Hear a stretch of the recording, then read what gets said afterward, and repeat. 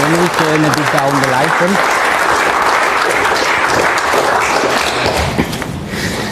Dear Sir Harold, thank you very much for your kind words and introduction. It's of course for me a great pleasure and an honor to be able to introduce my newest book on the history of Central Asia to you.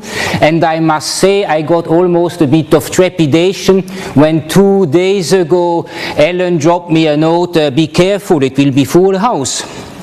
So here we go. The project of the history of Central Asia in 4 volumes is the result of 20 years of travel and research in the area, which my pen, or rather now my PC, brings down to paper. The objective of the project is to give an overview over the history from the Paleolithic till the 21st century, so it will end in the 21st, and to reveal long-term trends and complex connections between events far apart, while illustrating, of course, the cultural relics from these cultures with my own photographs. But since research and knowledge always progress, and history will remain a snapshot as a certain stage of knowledge, like a nomad's camp on his move. Obviously, this brief overview I'm going to offer in my talk can only show you a couple of glimpses. What is Central Asia? In geographical terms, I define the borders of Central Asia in the north by the southern Siberian steppe, in the west by the Caspian Sea, in the south the prolongation or combination of Hindu Kush and Kunlun, and in the east by the Mongol river Orkhon, which lies a bit to the west of the Mongols' capital Ulaanbaatar. Inside this Central Asian space, few natural obstacles exist, apart from the Pamirs and a couple of deserts which can be relatively easily skirted. Hence, a high degree of mobility within the pastoralist steppe was possible, and also a high exchange of cultural input. In ethnic and political terms, however, boundaries are not bound by geographical definitions. They are enlarged or shrink when a confederation of horsemen stemming from the Central Asian steppes, for example the Scythians and later the Sarmatian tribes, would cross this border and, for example, enter then the Pontic steppe and even Crimea and the western Ukraine. The population of Central Asia began with Homo erectus about 1.7 million years ago. We have finds from northern China. We have then further finds about 900,000 years ago from Tajikistan, 800,000 from Kazakhstan, 700 from Mongolia, just to name one of the earliest ones. Then, interesting, into Uzbekistan, we have also very clear finds of Neanderthals, so not only the objects, the Aurasinian objects and flints, but the skeleton material from Neanderthal, whereupon sapiens arrived about 45,000 years ago. I show here this place, this cave of Neanderthals in Shanidar in northern Iraq, for the simple reason that I think it's a nice picture, and the one in Tajikistan is not so appealing, but still looking good. The early humans, especially sapiens, lived not only in caves, but in the northern Siberian steppes. They were also dwelling in houses made from mammoth bones, which have been excavated, and it took between 20 and 95 mammoth animals or their skeleton to build such a house. It shows also how much of those mammoths was still running around. More than 20,000 years ago, there occurred in Central Asia the birth of art, simultaneously in 2 types of expression. First, female figurines made from limestone or bone. limestone here, here from bone, this one from the Ukraine, this one from the Malta on the Baikal region. They are about 20,000 years ago. And what is interesting, they emerged at the same time as very similar figurines from the Gravettien and Epigravettien periods in Western Europe. Here two examples from the Grimaldi caves in Italy. I think similarity is quite obvious between these two figures. And this raises, of course, the question, was it possible that there was already contact, possibly trade contact, between the Central Asia steppes and Western Europe 20,000 years ago? Or, to say more popularly, do we have precursors of one of the famous Silk Roads already at that period? So one form of art are the figurines, the other one are rock painting which usually then at a very early time are only conserved inside of caves. We move now to Mongolia, the Khoisenger cave in the Khoft province about 15 to 13,000 years ago.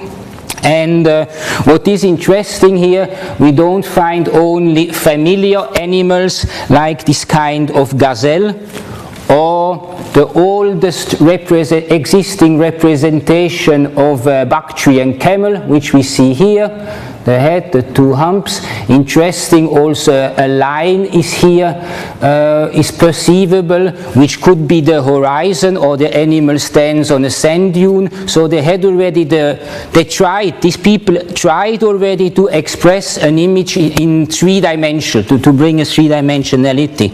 But we have also animals which disappeared a long time ago.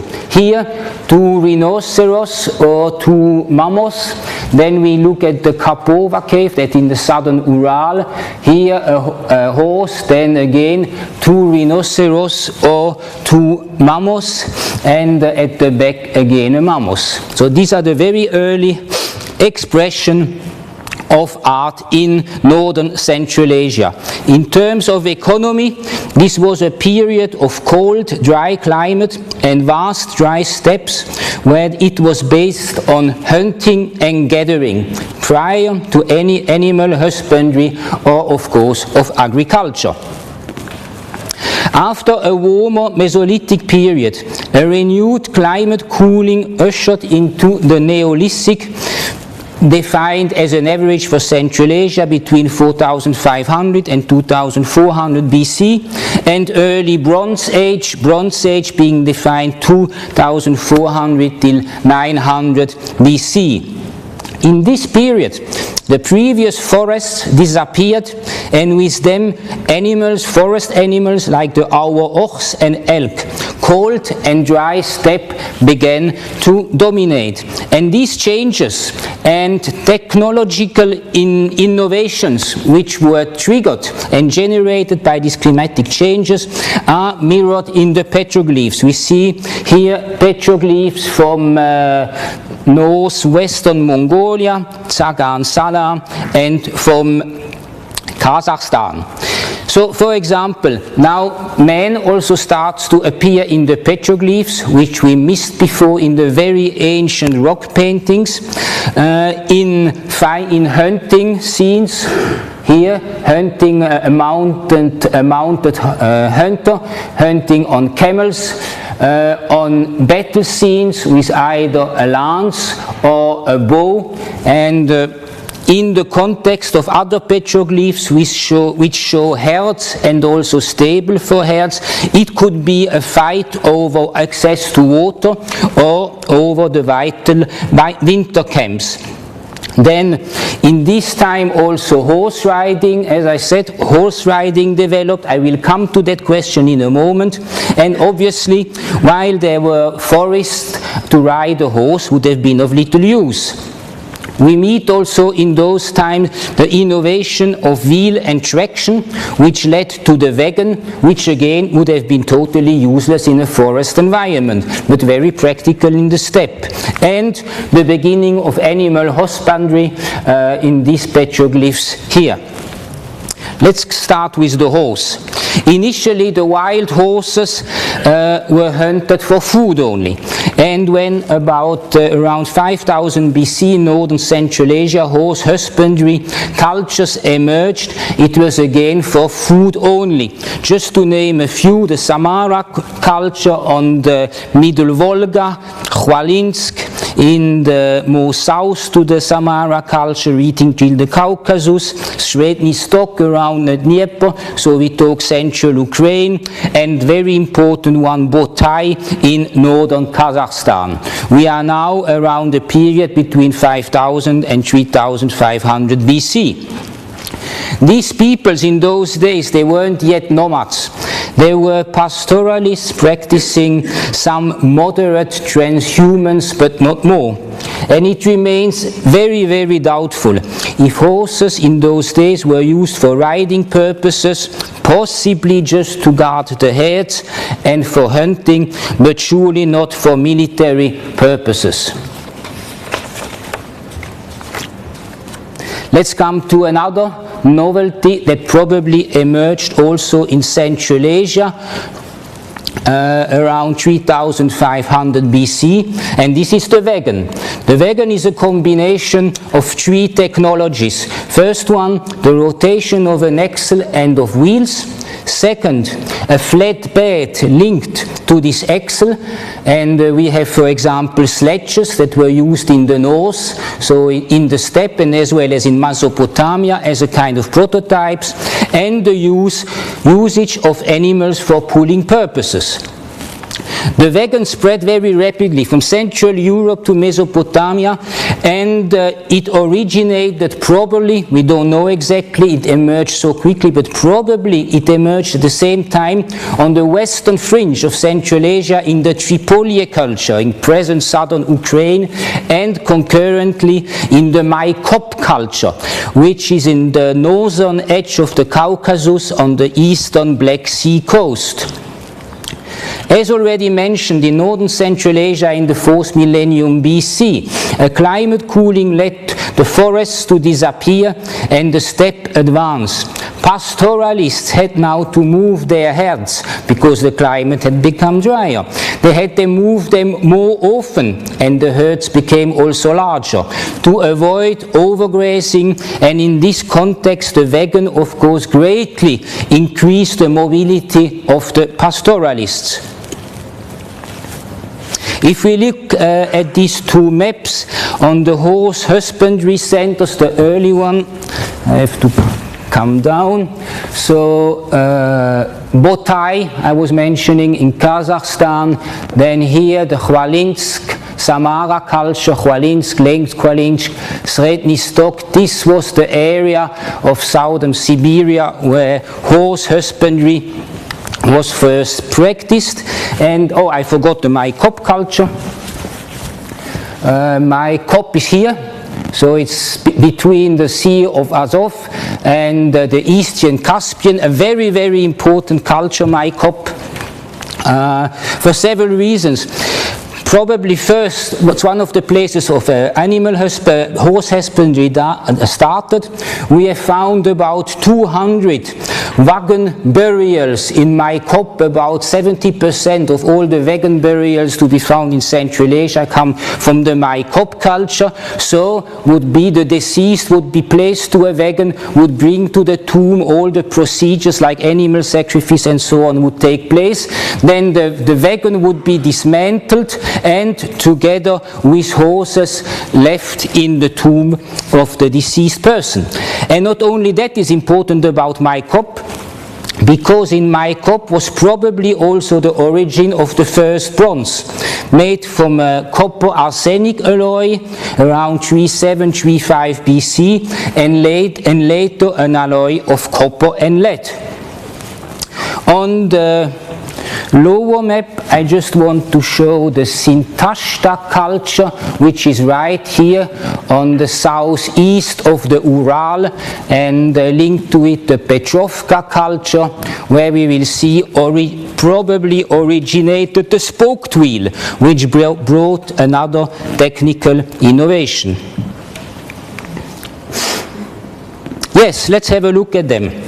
as said, around 2100 BC, the culture of Sintashta southwest of the Ural, so between Ural and Tobolsk and Petrovka, saw the combination first of the spoked wheel, which make of course the wheel much lighter and more resistant, and secondly also a yoked harness with bits creating the light chariot, and from then came then the light battle chariot, and this gave now a strong military significance to the horse it previously didn't have.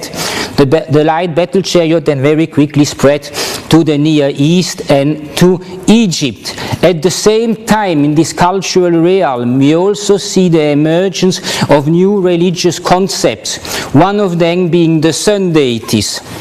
So to look at the example, we have here petroglyphs from Kazakhstan of a chariot rider. The sun deities, that's a petroglyph from Tamgali in central Kazakhstan. We have here a dancing scene, some horses, and here two individuals with obviously a sun-shaped crown or head design. This symbol was then also carried in the Tarim Basin. Here the famous mummy of Tsachumluk with on his both sides of his temples about 800 BC the symbol of the sun. The mummy is now in the Museum of Urumqi. Another novelty which emerged or became very clear in these times are the ritual sacrifice of horses, which were practiced either on occasions such as funerals of a leader or together in combination with the worship of the sun, like the Masechetes east of the Aral Sea, which were doing this as described by Herodotus. In the same cultures, we see it here quite nicely. First, I should highlight the fact that these horses, they don't appear as normal horses. They are horned horses, they are hybrid horses, which played then a very big role 1 millennium later in the Scythian burials. Here another one. And then here, so this transformed or hybrid horse, and we have the man with a battle axe, he's here, and he's going to hit the horse on his head or on the nose. So this is the horse, and of course about horse sacrifice I could talk just an hour and go into the Avesta and all these nice things, but we will leave that and return to the culture of Sintashta. That's an illustration after archaeological finds.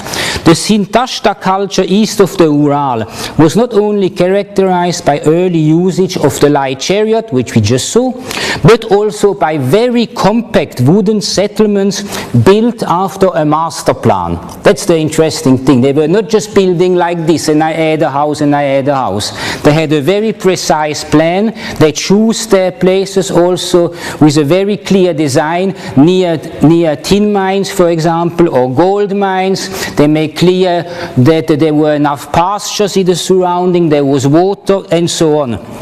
And of circular, or that's a circular one, rectangular layout. And of such settlements, more than 20 have been found in this region. It also had only one entry.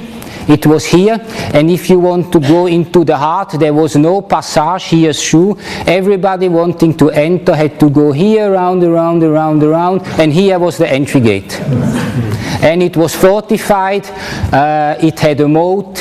Here we see some kurgans, the water access, and here confrontation takes place between light battle chariots of these two groups. So the Sintashta culture, a very important culture, was enjoyed a rich economy based on metalworking, the export of copper, of bronze bars, animal husbandry, agriculture, being barley and millet. While the chariot remained in the Near East and in Central Asia a very prestigious vehicle for transportation both for the living and for the dead, the wagon found its entry in Chinese royal tombs only about 2000 years later, being in the Shang dynasty and in the Western Zhou dynasty, these two dynasties between 16th and 8th century BC. We see here such a royal tomb from about the 11th century BC in China, very nicely the wagons and the correspondent horses which were geared, attached to the wagon. And the sudden appearance in China of wheel transport, horse husbandry and metallurgy in such a high developed form strongly suggests that China adopted these skills from Central Asian steppe cultures. Although, of course, many Chinese colleagues would disagree to that. I talked a lot about pastoralist cultures, so what happened further south? In southern Central Asia, in Turkmenistan and Tajikistan, a pastoralist steppe culture emerged. And following a proto-urban center in the region, so here we are talking this region here, around the capital of Ashgabat, of Turkmenistan, Ashgabat, and Anau 1 and Anau 2. A proto-urban culture emerged. There was later developing around tin mines a real urban culture. Let's start in the east, in Sarazm here, which is in Tajikistan, which is here. It's a huge complex of more than 2 square kilometers, which was built around the tin mine, and of course its economy was based on agriculture and with trade. This place is interesting. Not only had trade contacts to Turkmenistan, but also to the Indus Valley civilization, Mohenjo-daro and Harappa. The other trading partner was Altin Tepe, that's in around Ashgabat, the capital of Turkmenistan. In Altin Tepe, an early Bronze Age urban civilization developed with trading ties, as I said, Sarazm, the Indus Valley, Mesopotamia and Iran in the west. And from the latter, namely Tepes Yalk, it probably adopted the structure and the concept of the 12 meters high stepped pyramid, which served to ritual purpose, and we see here. The female figurines they used in domestic the cult also remain similar figurines we have from the Indus civilization, and that in Altin Tepe the wagon pulled by camels were already known, is suggested by such a model. 200 years later, on the northeast of Altin Tepe, there emerged a couple, 200 years, emerged around the end of the 3rd millennium BCE, a huge urban complex of Margiana, which belongs to the famous so-called Bactria Margiana archaeological complex, excavated by Sarianidi, who unfortunately passed away last November. It consisted of numerous fortified settlements built along the delta of the river Murghab. Here in the picture we see the site of Gonuo North, which consisted of a very well fortified citadel, a palace and a residential area. The economy of this region was built again on agriculture. They had irrigation channels of lengths of more than 100 kilometers, fetching the water from the south and from the Kopetak mountains, and obviously on trade. However, I have to say, we see a similar phenomenon as we have in the Taklamakan Desert or the Tarim Basin. This settlement along the Murghab River didn't exist at the same time, but according to the rhythm and shifts of the river. As the water from this river originating in the south and the Kopetak mountains carried less and less water, the northern settlements were abandoned and new ones were built further south. We will come to that phenomenon in a minute. Let's look at the religious ideas. In Gonuo there was a cult of various types of female deities. There are some figurines were similar to those found in Tepe, so very slim ones. Other were composite figures, full-figured women.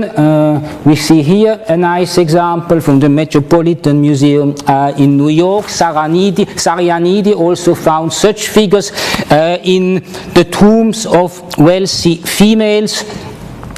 Yes, and what is interesting, the cloak these people are wearing, similar to the cloaks of the people of Tepe. They look, of course, very similar to the Mesopotamian kaunakes made from sheep or the goat skin or sheep wool, which indicate again trade links with Mesopotamia. Here you see it on this illustration. These are typical kaunakes. The scene could be as well in Mesopotamia, in Proto-Elamite culture, than in Central Asia. And now let's make a jump. Further east in the Tarim Basin, in today's Chinese province of Xinjiang, there emerged at the same time a totally different oasis culture, centered on a fertility cult.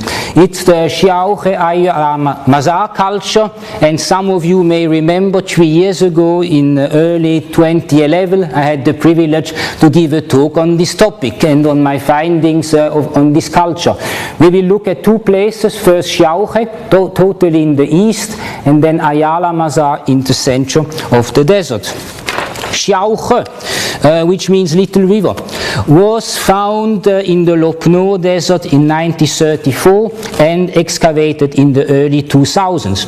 Here, what is interesting, 330 burials were found stacked in 5 layers on top of each other, dating from between 2000 and 1450 BC. Thanks to the extreme climatic dryness, many of the bodies were naturally mummified.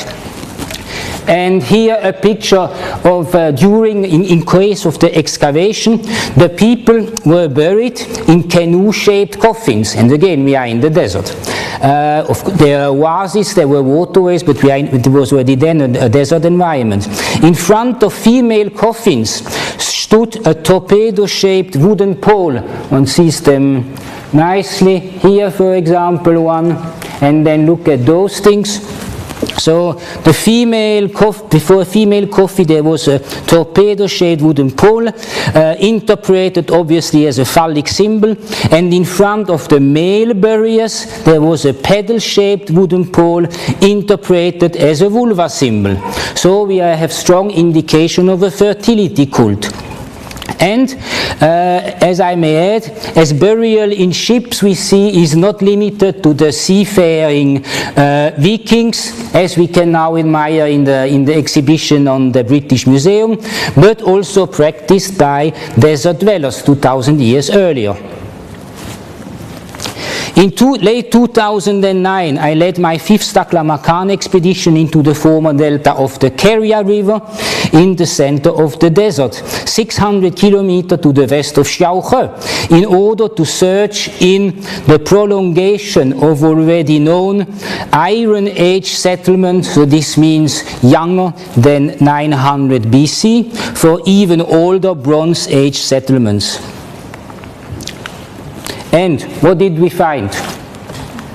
Indeed, after discovering so far unknown Iron Age sites and then further north Bronze Age sites, the expedition found the badly disturbed necropolis of Ayala Mazar, which means necropolis of women, because the majority of well-kept skeletons and faces were female, about half the size of Xiaohe, and dating from 1890 BC till 1660 BC. If I may add in brackets on a personal note, to make a discovery like this was for me a very emotional moment. For months or years, all my efforts had been geared towards this still unknown find. And suddenly, there it was, there it stood, right in front of my eyes. First, some rough pottery shards lying in the sand indicate, and some well-preserved settlement ruins indicated a promising era. And then, a couple of days later, searching the landscape with my binoculars from a high dune, here it was. I saw some wooden poles lying in the sand. It was an overwhelming moment, one of really, I may say, intimate contact with this monument, which was almost 4,000 years old, and it was as if the ruins of the cemetery were asking me, why haven't you come earlier? Okay, on a more serious note. So here and I don't want to go all the details, it's also published, I think, in the March issue of the Journal of the Society, March 2011, you have the full reports and the pictures. So here we found again, as in Sciauche, canoe-shaped coffins covered with ox hides, torpedo-shaped wooden poles, pedal-shaped wooden stake, 1 meter high wooden statues, you see them here, which probably guarded the tombs, naturally mummified bodies, and so on and so forth. In total, more than 20 characteristics which are defining the culture of Sciauche were also found in Ayala Mazar. But in this area, north of the Tarim bases, there are other indications also of a fertility cult. Why fertility cult? In many female tombs, such small wooden phalli were found inside the burial, placed on the chest of the lady buried on the spot. So let's go a bit further north. It's a Bronze Age culture site called Kangji Shimensi. It's later Bronze Age. Here we find on a 14 meter long cliff and about 2 meters above the ground, more than 300 figures, almost exclusively anthropomorphic figures. They are dance scenes, depictions of sexual acts, ithyphallic men, two-headed women, hermaphrodites. So it's extremely rich environment. Here you see an ithyphallic man, here dance scenes, here the two-headed women were probably again two-headed people with a mask in their stomach, and one can assume or imagine that on this place fertility rites took place 3,000 years ago. Let's move to Mongolia. Very different cultural monuments are found in the late Bronze Age in Mongolia and in Tuva to its west. They are the freestanding stone stela called deer stones, because they are the name is based on the carvings of deer with huge antlers and of weapons, later also of horses, big cats and boars. Very seldom these so-called deer stays, like here in Ushkin Ufer, bear an anthropomorphic face. We see it here, which indicate that the stela could represent a dead warrior. And where were they found? They weren't found at tombs. They stood at sacrificial sites, probably in context with the ancestor cult. The rubbings of the Ushkin Uver deer stone with its anthropomorphic face and the weapon belt. One sees it very clear. Here is the weapon belt, the hooks to place the weapon. Here you see a battle axe. Here you see a typical show dagger, so-called akinakes hanging.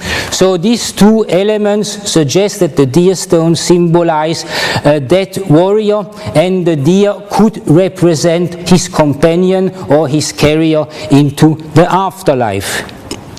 The motif of the elongated deer remained present also in the early Iron Age, as we see here, as seen on these petroglyphs. Coming now to a new topic, to the westward migration of Central Asian peoples and their steppe cultures.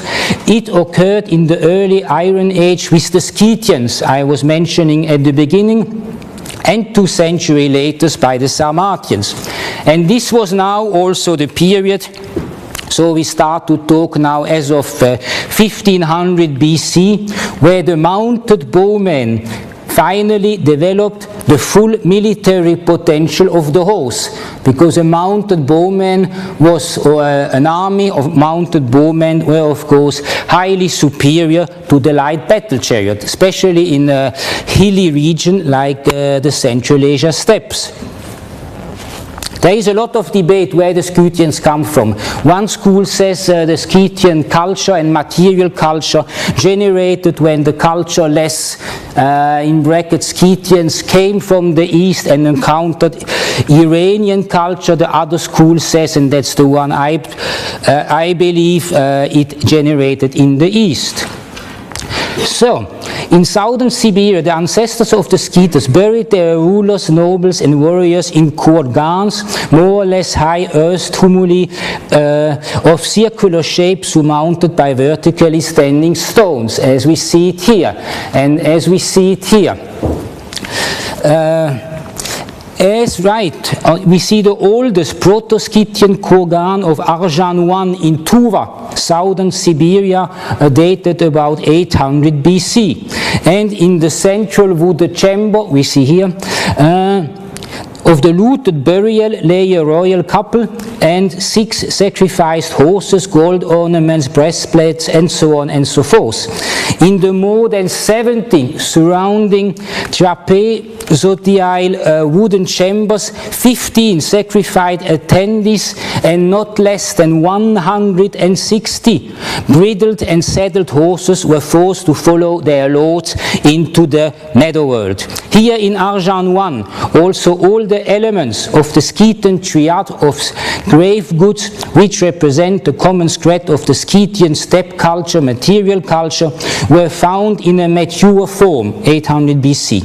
They are Scythian weapons like the double-edged straight dagger, arrowheads, the recurved bow and its gorytos, then parts of horse gear I was mentioning, and animal-style artwork like this recoiled predator. Conclusion: as Herodotus presumed already, the Scythian originated from distant northeastern Central Asia, and Tuva is the nucleus of the Scythian material culture.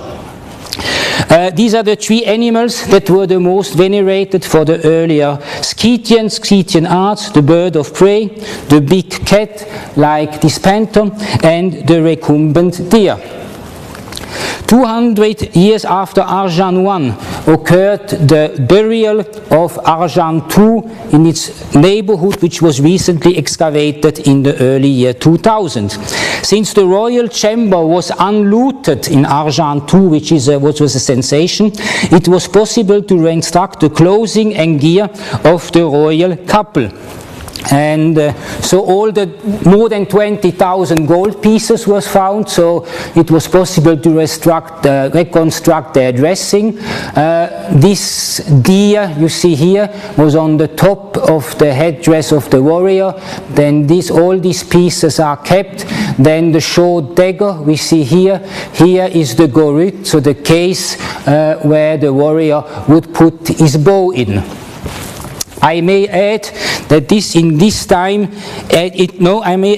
Arjan II, one found of the very oldest intact composite recurve bows. Since it's organic material, it disappears very quickly. And this recurved bow or composite recurve bow made of several types of wood and also strengthened with metal and bones was invented in Central Asia around 1500 BC. A more simple burial of a bow warrior we see here. Here's the man buried with his dead horse, and to the right, what I alluded before, the ancient Scythians as well transformed their horses symbolically with the help of leather masks, and here reconstruction, with horn or antlers into hybrid animals, probably conflating in this way the revered attributes of several animals into one. And as I said, we saw just before here the horned horses from Tamgali 1 millennium earlier. Let's have a short look at the Herodotus map of peoples which are related to the Scythians. These are all names in red, and we have at the top right what Herodotus calls the gold-protecting Griffins. It's in the region of Tuva, in the Altai, which the Altai was of course also very rich in gold ore. So Herodotus already assumed, and he had his informants from here, Olbia, when he was in Olbia, and met Scythian noblemen. Probably he learned all this from their own traditions and old legends. And without going into detail, we see how Scythian people slowly progressed from the east toward the Caspian, then the Pontic steppe, and finally coming to Crimea. And in the end we might find the descendants of the Scythians, the Sarmatians, dwelling into the Roman Empire, and some ending as soldiers even in Great Britain. But that's another story. The Scythians penetrated very early in the 7th century BC also into the Middle East and in Iran, and picked up mythological elements, as can be seen from this gold-plated sash found in Kelermes from the Kuban region. The recumbent deer, where is it here? No, sorry, here.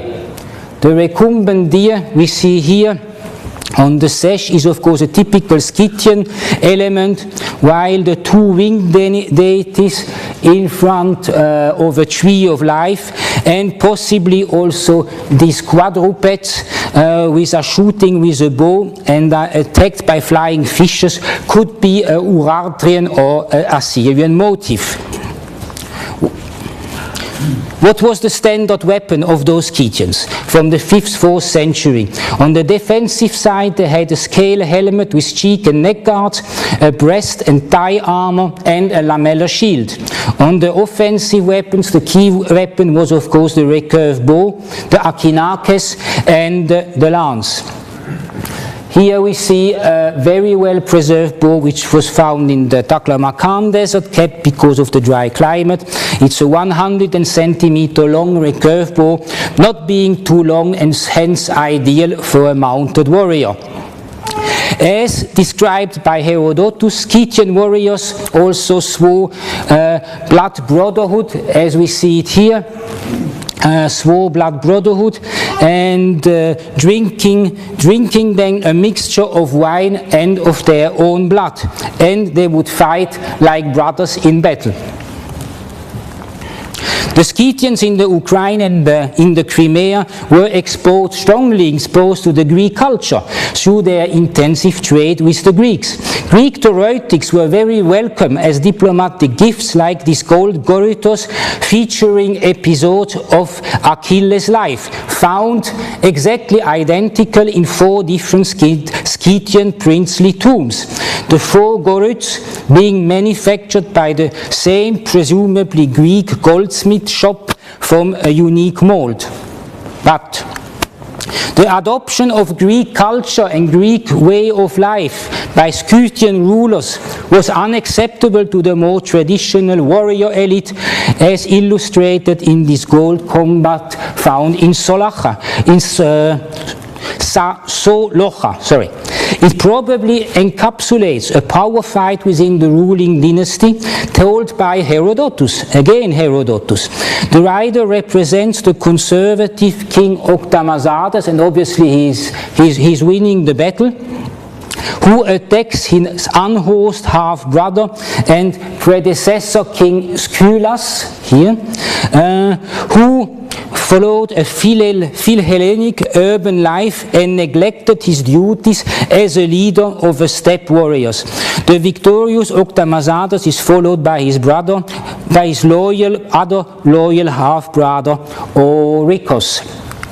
In the kurgan of Solacha, the central chamber was probably occupied by Orikos, but was plundered. However, a side chamber where this golden comb was found was unplundered, and it's assumed it was the tomb of the victorious Octamazadas. Nevertheless, Greek influence continued, and we look now at the grave architecture within a kurgan.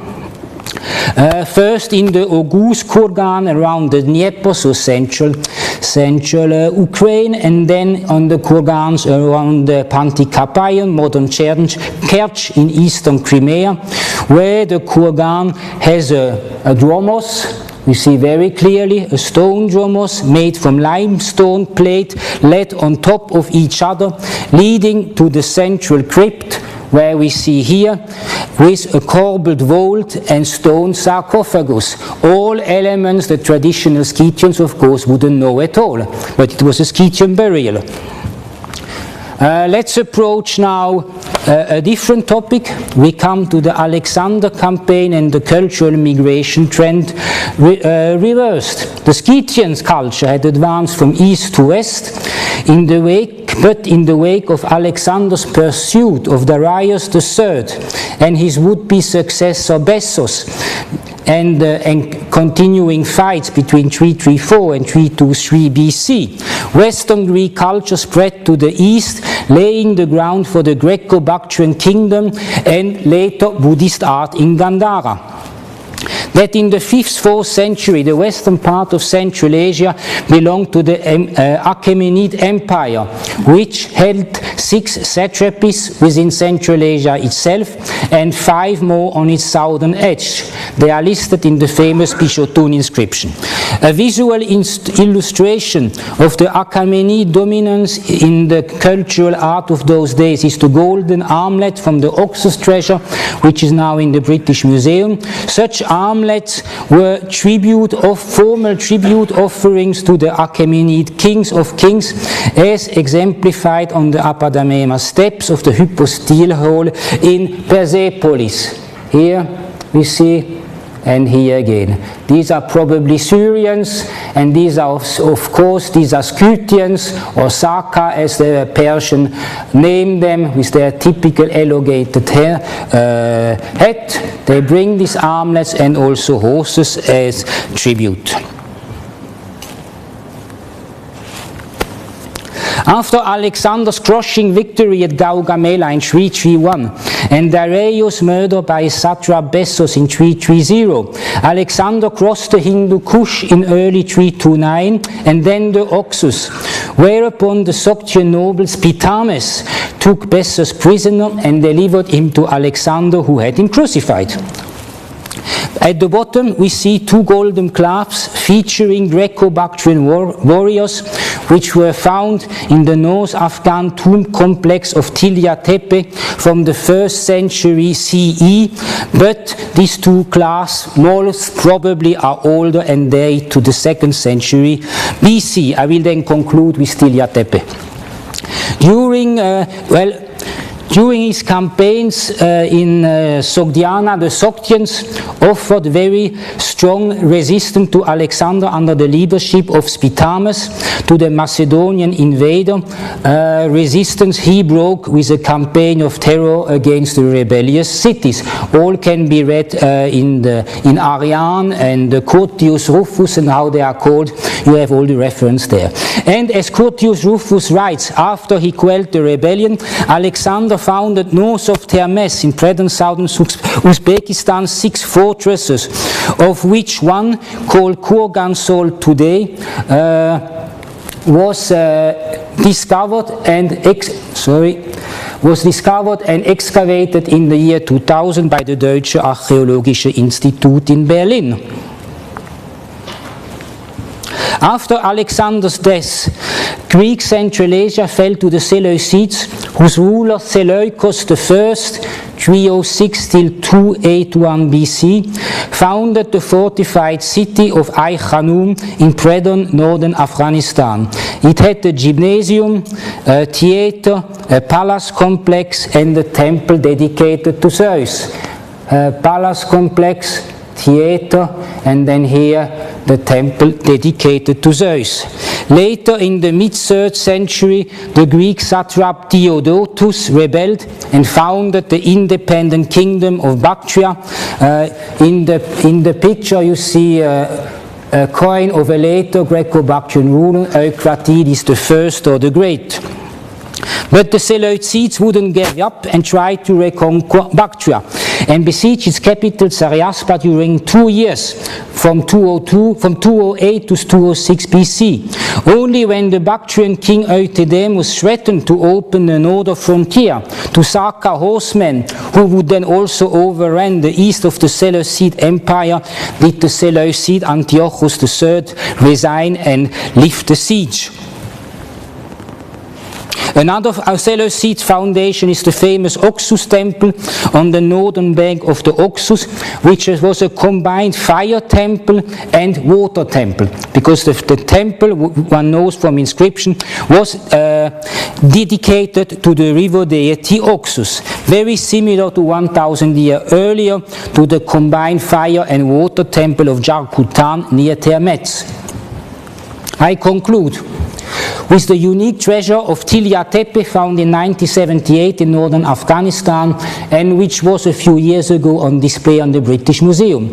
It consists of grave goods stemming from the tomb of an Alan prince from Kaiju, present Uzbekistan, and at least 5 of his concubines. 2 additional not excavated tombs were unfortunately looted. The treasure's uniqueness not only stemmed from more its 21,000 gold objects, but that it contains objects from 5 different cultures: steppe art, Hellenistic, Greco-Bactrian art, Achaemenid, China, Indian, and even a coin from Emperor Tiberius. So a few examples. On the left we see shoe buckles with a chariot pulled by 2 winged lions, which could possibly represent Alexander's accession. In the bottom, the gold clasps with cupids riding a dolphin, and on the right a pendant with the Lord of Animals taming 2 dragons, a popular Eastern steppe art motif since the Bronze Age. The Alano-Sarmatian art, which was also found in Tilia Tepe, with its polychrome precious stone decoration, was not a local phenomenon but spread to the west and to the east. Left we have the golden Hendel Akinakes found in Tilia Tepe with a dancing bear on top. At the right, the chest and the hilt of a golden dagger found in Dachi near Rostov, so also belonging to Alano-Sarmatian culture, dating to the end of the 1st century. Here on the top of the knob stands a camel, and then 5 times the representation of a bird of prey attacking a camel. But the Alano-Sarmatian culture spread not only to the west but also to the east. Also it's still a bit a mystery. At the left we see a foldable crown, so which the wearer could fold together and put in the saddle, featuring 5 stylized trees decorated with rosette and leaves. To the right, surprisingly, very similar crowns, dating to the 5th century AD, so much later, were found 5,000 kilometers further east in South Korea. The hypothesis is that Xianbei horsemen from southern Mongolia adapted it from their neighbor, the Alan-Sarmatian of Gangju, this basic type of artwork, and passed it on later to the Korean kingdoms. And a very interesting find, there were not only the coin of the Tiberius in Tilia Tepe, but also a very surprising, a golden medallion here on the top left, showing a man rolling an 8-spoked wheel. The Kharoshthi inscription above him reads, I quote, "He who puts in motion the wheel of law," unquote, which strongly suggests an allusion to Buddha Shakyamuni's first sermon in Sarnath, where he first turned the first time the wheel of the law and preached the 4 noble truths and the 8-fold path to enlightenment. So, the medallion represents one of the oldest pre-canonical depiction of Buddha, and you see then a bit later canonical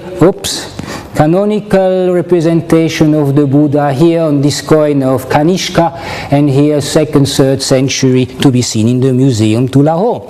But this brings us already to volume number 2, and it gives me the moment the occasion to conclude the lecture. Volume number 1 is available for purchase there, and on volume 2, which is scheduled to appear at the end of July of this very year, you can already pre-order your copy on the corresponding flyer. And I thank you for your interest.